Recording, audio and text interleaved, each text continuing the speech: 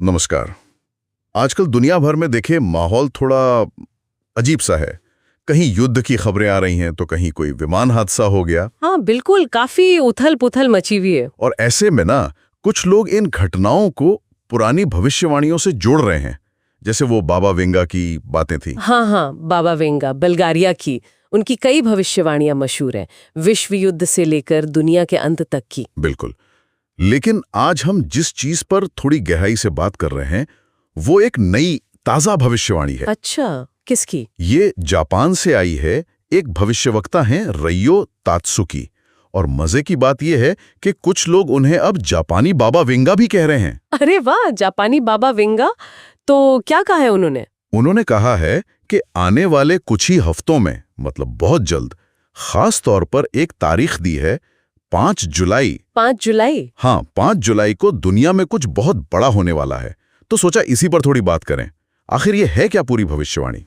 ये रयो तत्सुकी की भविष्यवाणी, ये सीधे तौर पर 5 जुलाई को किसी बड़ी प्राकृतिक आपदा या शायद किसी दुर्घटना की तरफ इशारा कर रही है।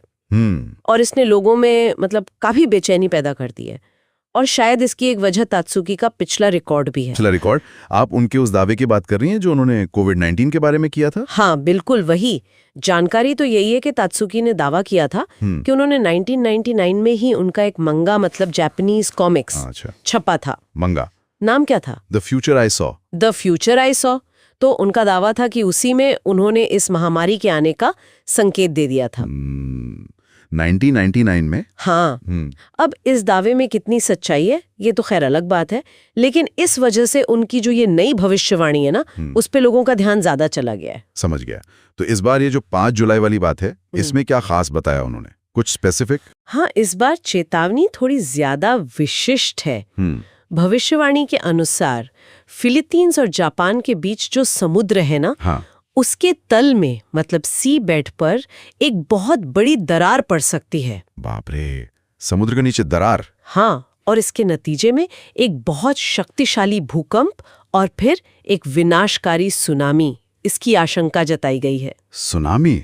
ओहो, ये तो जापान के लिए बहुत ही संवेदनशील और डरावना विषय है। हाँ, 2011 की यादें ताजा हो जाती हैं। बिल्कुल सही कहा। और बात यहीं खत्म नहीं होती। चेतावनी ये भी है कि इस बार जो लहरें उठेंगी, हाँ, वो 2011 में आई भयानक सुनामी की लहरों से भी ज्यादा खतरनाक साबित हो सकती हैं। क्या 2011 से भी ज्यादा? जी हाँ, ये तुलना ही अपने आप में बहुत चिंता उड़ाने वाली है। यकीनन। तो इसका कुछ असर दिख रहा है क्या, जमीन पर, लोगों के बीच? हाँ, बिल्कुल दिख रहा है।